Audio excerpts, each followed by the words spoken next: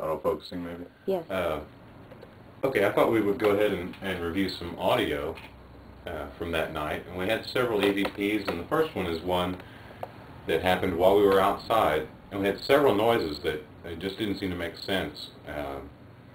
After a lot of analyzation and Christy analyzing it as well, we came across the conclusion that most of the noises were actually made by my computer, which was still in the house when we had gone outside to take our break. But there's still a really loud click that happens very close to the digital recorder, almost like a knocking noise, and I don't have an explanation for that. I do know we were all outside, nobody in the house. So I'll go ahead and play that for you now. You'll hear a sound that sounds like a shh. That's made by my computer. That's your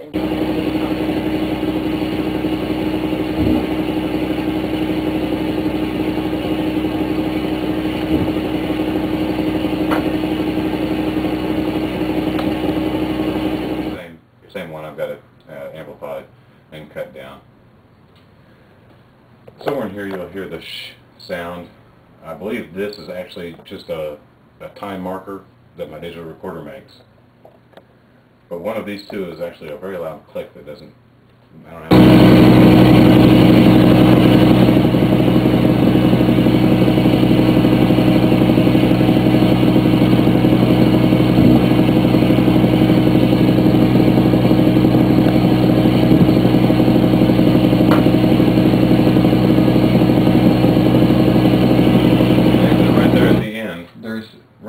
There's almost like a real deep chuckle kind of a sound or something. It's like a... Well, see, did you hear the noises that I was talking about? Besides the ones that you pointed out, there's still other ones in there that's the thudding sound. And that's what I noticed in a lot of the EVPs, you know, whether it was something that the recorder did or I'm not sure because I don't, you know, it's just what I analyzed and what I found. And because I pulled it out, it has to be a sound that was actually made in the room because when I reduced the background noise down, those spikes were left. Oh.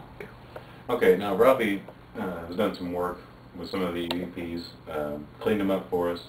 He gave us some graphics. He does a real good job with this. This is the one that we were just listening to. You've got the shh sound. There's kind of a thud noise here that he labeled my kit. It sounds like something tapping the microphone. There's another thud here. And this is that click. Now most of these we can dismiss from the computer. Making noises. This one we definitely can't. And we'll pop that up on the big screen. Something also that I wanted to explain too. Yeah. Is in these. This is a finished. This is finished. This was actually the frequency spikes in the finished part that I remixed. Right. Originally, you just have one large. Yeah, it just all looks the same. Yeah. There doesn't seem to be any spikes. Maybe a few small ones. What I had to do is actually cut down the background noise. Yeah. Now, when I do that, what this program does is it actually cuts everything out but the highest spikes, which would be what you see there. Right. Now, the reason that you know, a lot of these, they have to be actual sounds that were in the room, like I explained before. Right. Is the reason for is if they were background noise or anything that was processed by something else other than actual noise in the room, they would have been cut out in the process of actually cutting out the background noise.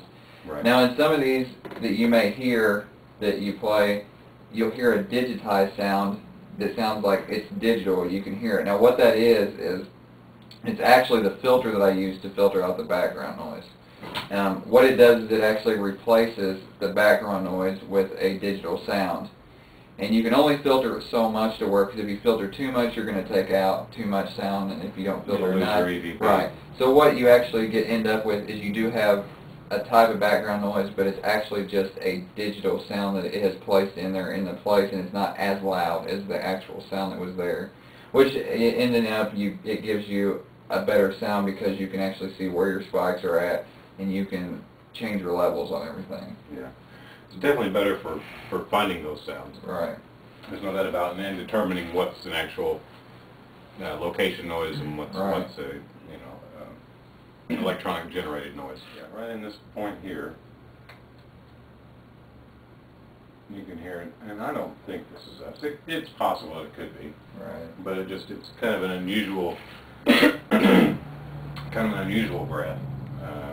Well, it doesn't sound natural. The reason I don't think it was any of us, because we were all at the time, none of us was breathing hard because we were all like, that was the period of time that we were all feeling the heaviness in the room.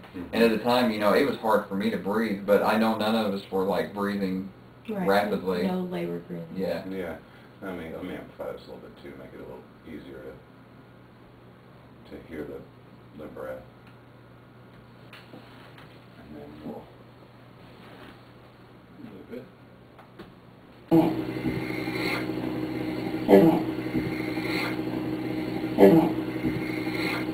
It's just it's very unusual. The in and out. Very. I don't know, it doesn't make a whole lot of sense to me, but I don't think it's any of us. Now, wasn't someone in your family, didn't they have breathing problems? My grandma did right before she passed, and my uncle that passed, he had lung cancer, so, like, with that laugh, that sounds a lot like him, because my mom kept saying, oh, that's him. No, yeah. Yeah, I did, you know, when we got there, after you and I and some of your family members investigated the first night, and I went back and listened for EVPs, it was kind of difficult because a lot of the boys were whispering back and forth, and it made it difficult to tell what was possibly an EVP, and a lot of times I'd pull something out and amplify it, analyze it, and realize, well, that's just one of the boys. So I told them when we first got there, you know, if we're going to say something, we need to say it in a regular audible voice, and try not to whisper, because then it makes it more difficult for analyzing. So, you know, anything that sounds like a whisper, there's a 99% chance that it's not us, because we already know not to do that. We've already, you know, kind of had our mindset. If we're going to say something, say it loud enough that we can all hear it and the digital recorder knows it's us. Now this particular EVP here, I found really interesting after reviewing the first set of EVPs. I'm just going to play this, and you'll all recognize it, and you'll find this pretty interesting, I'm sure.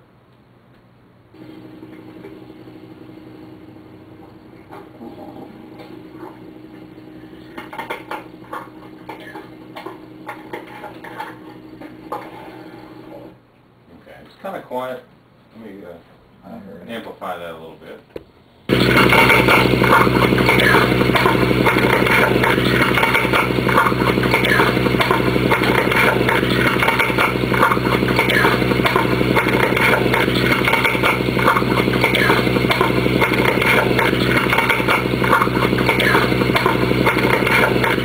I got it all.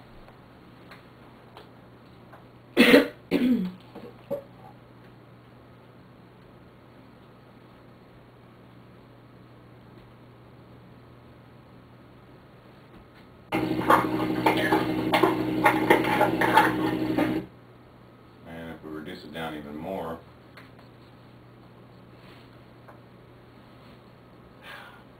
you're going to do that. It sounds like no. That's what I thought. And when you listen to it, especially here in a second, I'll loop it.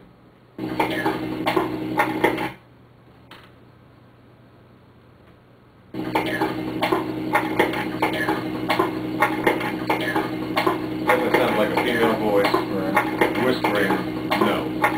And I believe at this point,